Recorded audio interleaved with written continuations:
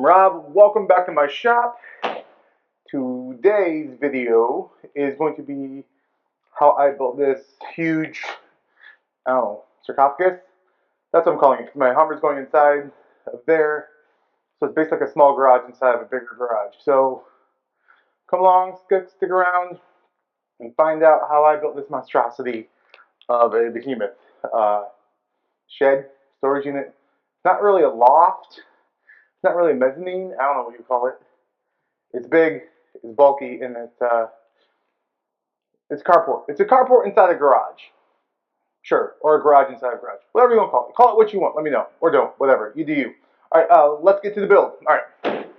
So the first thing we had to do was clear out basically where I just threw a bunch of my old stuff from the storage unit. So remember that the tree fell on my garage, so I was paying about $700 a month of a storage unit fee. So as soon as the garage was up and in somewhat of a okay position to start moving stuff in, we decided to just move everything into the garage and save monthly fees, because that was getting very expensive very fast. So we moved everything out of the storage unit, just threw it into the garage. Basically, I kind of put stuff where I thought it would go for the future, but again, nothing was really set up, so we were just trying to figure out where things would go for the future and just playing it as we go. So after we got everything cleared out of the way, we knew that the Hummer unit, whatever you want to call it, I'm going to call it the sarcophagus for the rest of the video because that's just kind of what we felt like doing. We measured about 20 feet deep because that's how deep it was going to go to fit that truck. And I'm working 16 on center. And of course, we have to cut down a bunch of blocks. So what you saw me do there, I just cut all the 2x4s to actual length. So it's about 9.5 feet tall. So they're 10-foot studs that we cut down a little bit, and here we're nailing them all together, just trying to make sure everything's nice and even. And there we have to double up some of the studs because that's where the seams were for the actual top plate, which is I guess not actually a top plate, but that's what the top plate attaches to. We thought we had everything correct until I started pulling the wall, and then I realized that we forgot to nail in that section of the board on the bottom. So making sure that was kind of right, what we ended up doing next was we took the board down and we reinforced that area because you can't have it split right there. But then we decided to lay some 2x4s horizontal, if you will. See how they're horizontal right there? So, and then what we're going to do with those is we're going to tack those in, and those are going to be able to get secured to the actual metal, I don't know what you want to call them, not studs, I guess they are studs, like the metal studs of the building. So we basically just reinforced that a lot, added all the flat pieces that are going to be attached to the building. That way, that wall will be secure to the building, it won't come off. I mentioned this later in the video, but as this gets on and on,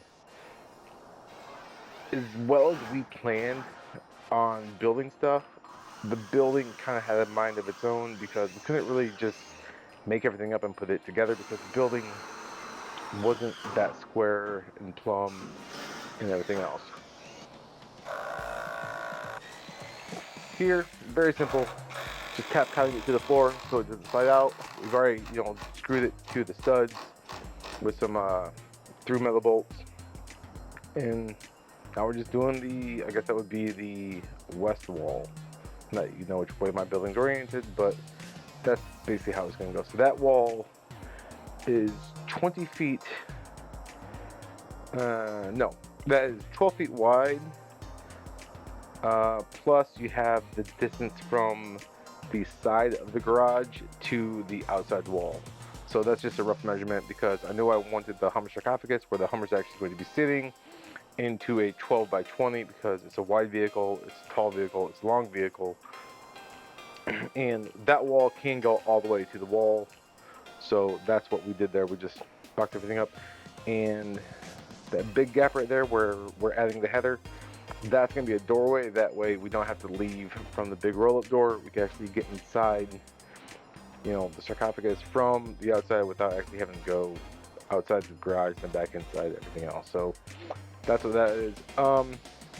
We should have probably made that a little bit lower because that's a 12-foot tall wall there. So later on, we ended up adding a header, a couple feet down from that. Took a laser just to make sure everything was lined up. And here we are securing it to everything else and just tacking it in and making sure that it is good to go and not, gonna fall over, and making sure it's pretty much as parallel or as perpendicular to the other wall as we can. Obviously, that wall isn't straight or square or plumb or anything else, so we're kind of working with what we have, just trying to make sure we're doing the best we can with what we're given.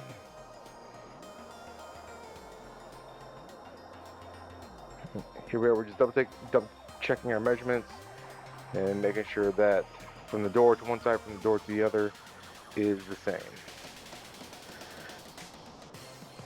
Now we're going to start building the interior wall of what the sarcophagus is. So that's the outside wall. This is going to be the inside wall. We decided not to go 16 on center just because I want to be able to get back there. I'm going to explain that in a little bit, but we decided to basically beef it up a lot and make bigger openings.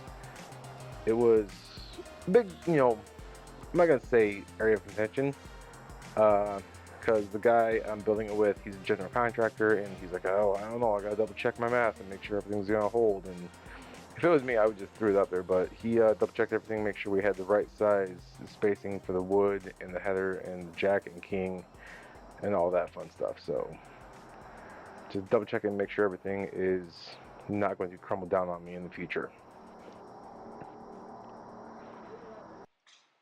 Here we are, end of day 2.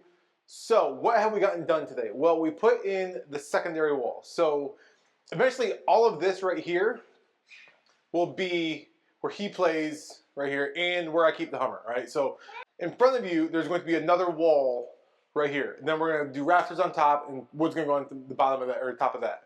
The original idea was to close this wall off right here, all right? And then that would just make this giant thing like a sarcophagus. But if I did that, all this space right here and coming back, all this would have then basically been a dead zone. I wouldn't have actually used it for anything because I'm not gonna put a box back here way in the corner that's gonna get lost. I'm never gonna think about it again. So what we decided to do was actually frame this out, right? So there's some support pieces right here just so the boys, when they're in here, they're not gonna get killed. And we're going to cover this as well. So this is gonna be kind of like a little mini section. Over here, I wanted to make it wide up so it's not your typical 16 on center. So this is about 45 inches in between, and we're gonna have 4 of them, right? The reason we wanted to do that was if I'm grabbing a box, I want to be able to carry the box out there and not have to shimmy it sideways through just a 16 on center studs, because that would be no fun. I would never put anything back here if that was the case. So we beefed up these really big. So we got 2 jacks and 2 king posts per every doorway. So that's going to be keeping this nice and sturdily strong. We're still going to do 12-foot rafters in the middle over where the truck's going, and these we're just going to cut to whatever we cut them to. The reason that we're not so worried about this part right here is because this wall isn't actually square. It's not square in the corner, it's not 90 degrees, it's not even plumb that way. So basically, we can't affect this wall because that's permanent. This wall we can affect. We actually can make sure this wall and the parallel wall to it and the back wall are all perpendicular and parallel to each other.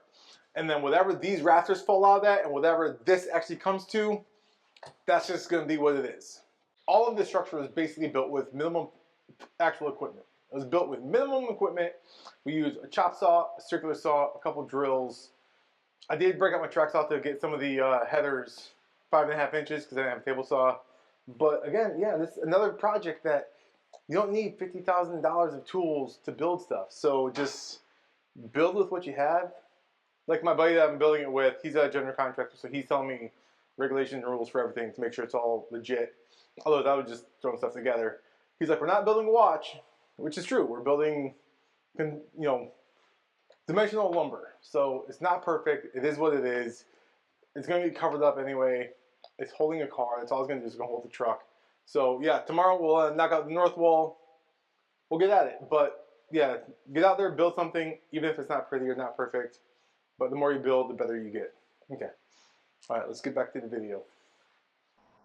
Moving on, we are going to start building what is the north wall. That's the wall that has all the sheething on it. That is what you see me sitting, on top of basically in the very beginning of this video. A lot of it's the same rinse and repeat, so that's why we did time lapse on this, because if I just recorded every little thing we did, this would be a 4-day long video. But just measuring 16 on center, putting the studs where they go, doubling up the studs on the seams of the boards, because obviously I'm not going to buy a 20-foot long 2x4 that's straight. We did use PT on the bottom just to make sure it's good to go in case there's any spillage in the future, but it's a garage, who knows what's going to happen. So because my doors aren't plumb or square or anything else, what we decided to do was the inside of this to the inside on the other side is 144. That's where the boards are. But if we go to the outside here where the wood is, that's 147. So we're using a spacer on either side that the hangers are going to go into. We're going to cut a 144 board and basically line it up so it's 144 with 2 spacers on the other side. We're going to come in on this side, tack it down, and go down the entire way and tack it to the floor. That way we know that these 2 walls are square. Now, once we do the hangers and the roof line, that'll be done later on. But if you look on the wall, you can see that we're flush at the bottom, but the 2x4 is about 1.5 inch off on the top. That's because nothing is actually square or plumb when they put this building up. So if you're going to be buying buildings, make sure that they do it right and the shit is good. Otherwise, you're going to have to mess with all this if you decide to do something like this with your metal building. So be careful who you hire. Alright, here what we are doing is just making sure before we start measuring out for the rafters that everything is good to go. Obviously, we're taking some measurements at the corners because that's where it's closest to the wood, most likely has the least amount of bend. But we are securing that back wall to the interior wall right there. So put some brace pieces up, and now we're putting on the header on top of everything else just to make sure everything's good to go. We use that same jig to make sure it was 144 plus the 2 spacers, one on either side. And here we're just adding all the top plates and everything else, because apparently that's a thing you have to do in construction. So I don't know what I'm doing. I'm just following along with what my buddy says, but make sure it's all done right. After we have everything laid out, what we're going to do is start hanging the brackets to hold the rafters. I don't know what you call it. I don't know construction terms, so I'm just going to start there. On the line is every 16 inches. You put X on the side that you're covering with the board, all right? So I always call X the waist side in woodworking, but in construction, it's basically the side that you cover, the side that you cover. So the 2x4, 2x6 will go to this side. The face will be flush with that line. All right. So when hanging the brackets, the best way I found out, because they're shaped like a V, so they're kind of like finagly and weird to work with. What I was going to explain there is that you take a speed square and you put that flush to the bottom of the board, then you put the hanger flush to the top of the speed square, line up your line, tack it in. When doing that, it ended up not working as well as I thought it was going to work. The 2x6s were a little bit proud at the top. It wasn't very efficient. So what we ended up doing was I just cut a 2x6 chunk off. I lined that up flush to the top, and then I put the bracket into the like around the 2x6, so 2x6 sat inside the bracket. Then I basically just lined that up and then tacked in one side. So again, one side was always perpendicular, one side was always vertical, but I used the 2x6 as the actual guide for where to put the bracket. I found that to be the easiest and the most efficient. Well, I've heard that you can make a pipe clamp as long as you want and it will work. So as long as a football field. So that's what we're going to do. Let's span this gap. Get my measurement first. Okay. So we're at 145, almost on the nose. All right. Let's see if we can shore this board up some. See if we can get this wall square. It's 144 on the bottom. It should be 144 up top. Where are we at right now? 144 and an eighth. 144. All right, long as pipe clamps. That's how you pull walls together. Building the rafters, again, we had, I mean, they were pretty much every 16 inches. So that's a lot. And it's all, I mean, once you put one in, you can do 30 more the exact same way. So it doesn't really, make sense to shoot every single one. We did snap a chalk line 4 feet in from each side.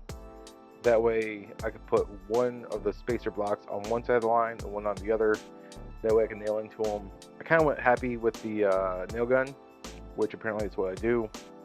Now we're starting to cut down the plywood. So this is, starting to actually cover the frame and everything else. So all the studs are in, all the brace pieces are in, all the rafters are in, and we're just slowly starting to cover everything up with plywood. And that will really ensure the strength and the durability of it. So the building wasn't, how do I say it?